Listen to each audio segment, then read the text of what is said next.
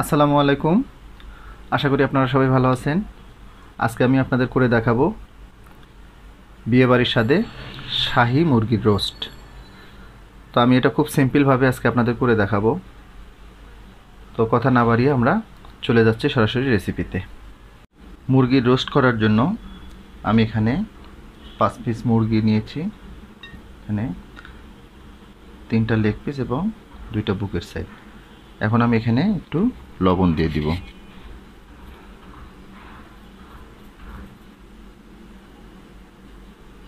এখন মুরগিটাতে কালার নিয়ে আসার জন্য আমি একটু ফুড কালার দিয়ে দিচ্ছি। আপনারা এটাতে জর্দার কালারও দিয়ে দিতে পারেন, সমস্যা নাই। মুরগিটাকে ভালোভাবে মাখিয়ে নেব। মুরগিটাকে ভালোভাবে মেখে নিলাম। এখন এটা আমাদের ভাজতে হবে। তো তার আগে আমি রোস্টের যে পেস্টটা, সেই পেস্টটা তৈরি করে নিচ্ছি। শুরুতে আগে আমাদের মশলাটাকে গুঁড়ো করে নিতে হবে। আমি এই জন্য এখানে একটু জয়ফল দিয়ে দিলাম, দিয়ে দিচ্ছি 1 টুকরা জয়ত্রী, দিচ্ছি 5টা এলাচ, 5-6টি লবঙ্গ, দিয়ে দিচ্ছি হাফ চা চামচ সাদা গোলমরিচ। এই মশলাগুলোকে আমরা গুঁড়ো করে ফিরতেছি। রোস্টার পেস্টটা তৈরি করার জন্য আমি এখানে হাফ কাপ টক দই নিয়েছি। এখন এখানে আমি 8-10টি কাজু বাদাম দিয়ে দিচ্ছি। একটু পোস্ত বাটা। এটা যেহেতু ব্লেন্ডিং করা যাবে না, এই জন্য আমি এটা আলাদা করে বেটে নিয়েছি। এখন এখানে দেব 1/4 কাপ মতো পেঁয়াজের বেরেস্তা। এখন সবগুলোকে একটা ব্লেন্ডারে আমরা ব্লেন্ড করে নিচ্ছি। রোস্টের মুরগিটাকে আমি একটু হালকা করে ভেজে নেব, এজন্য চুলায় একটা প্যান বসিয়ে দিয়েছি এবং একটু তেল দিয়ে আমি তেলটাকে গরম করে নিয়েছি। এখন আমি এখানে মুরগিগুলো ভেজে নিব।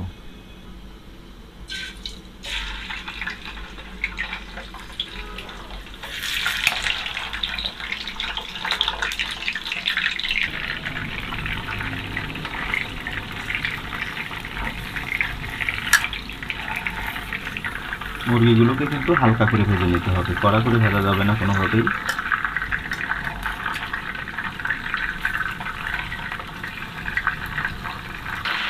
মুরগিগুলো হালকা করে ভাজা হয়ে গেছে। এখন আমি এটাকে উঠাই নিচ্ছি, তারপরে চলে যাচ্ছে মূল রান্না।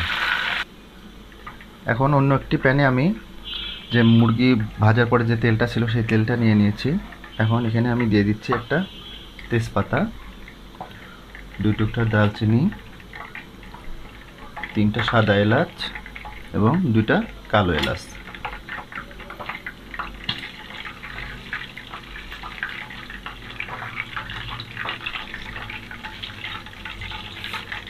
মশলাগুলোকে আমি হালকা করে একটু ভেজে নিব।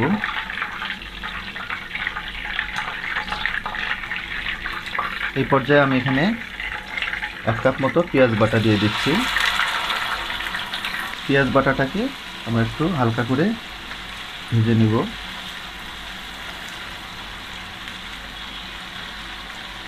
এখন আমি এখানে দিয়ে দিচ্ছি 1 টেবিল চামচ আদা বাটা, 1 চা চামচ মতো রসুন বাটা। রসুন বাটা এবং আদা বাটাটাকে আমরা একটু ভেজে নিব, যাতে ওর কাঁচা গন্ধটা না থাকে। এখন আমি এখানে দিয়ে দিচ্ছি 1 চা চামচ জিরার গুঁড়া, হাফ চা চামচ ধনিয়ার গুঁড়া।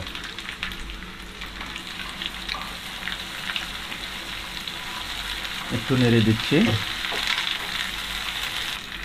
এখন আমি একটু আগে যে পেস্টটা করে রেখেছিলাম, আমি এখানে দিয়েছিলাম টক দই, পেঁয়াজের বেরেস্তা, কয়েকটা কাজু বাদাম এবং পোস্ত বাটা।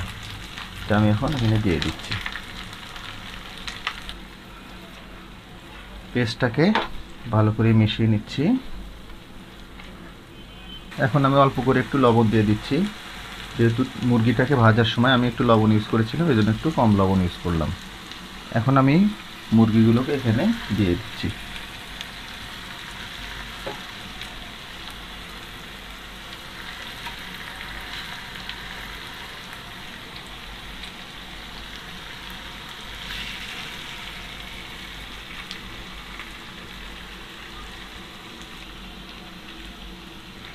মশলার সাথে মুরগিগুলোকে ভালোভাবে মিশিয়ে নেব।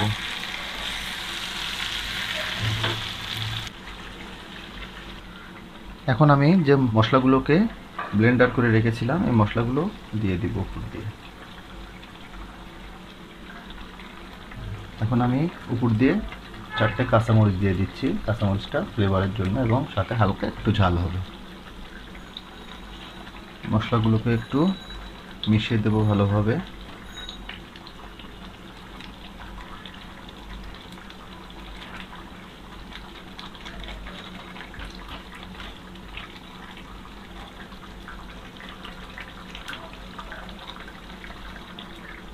এখন আমি কিছুক্ষণের জন্য ঢাকনাটাকে লাগিয়ে দিচ্ছি। 5 মিনিট মতো আমি ঢাকনা দিয়ে মাংসটাকে একটু কষিয়ে নিলাম। এখন একটু নেড়ে দিব।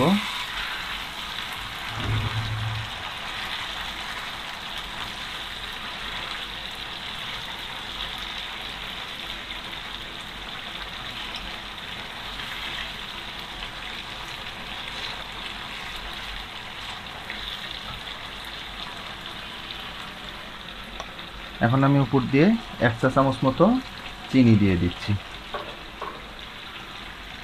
রোস্টগুলোকে আমি একটু করে উল্টিয়ে দিব যেন সব সাইডগুলো ভালোভাবে সিদ্ধ হয়ে যায়। এই পর্যায়ে আমি এখানে 1 টেবিল চামচ ঘি দিয়ে দিচ্ছি। ঘিটা দেওয়ার পরে আবার একটু আমি নেড়ে দিচ্ছি।